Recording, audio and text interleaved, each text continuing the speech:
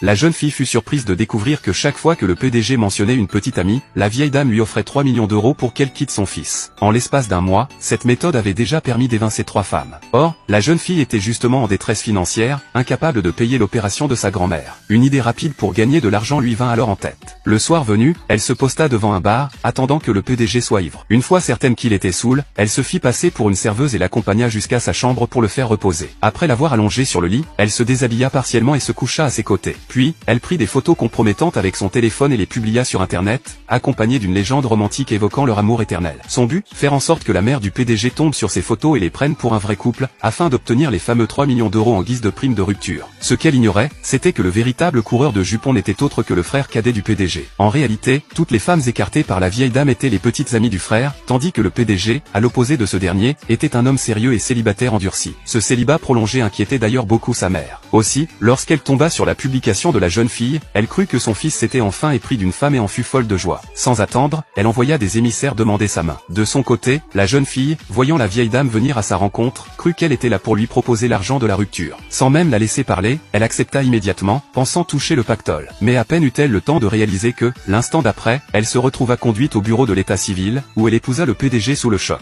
Elle voulut lui expliquer la situation, mais à sa grande surprise, il accepta volontiers ce mariage. En effet, le PDG était secrètement amoureux d'elle depuis longtemps.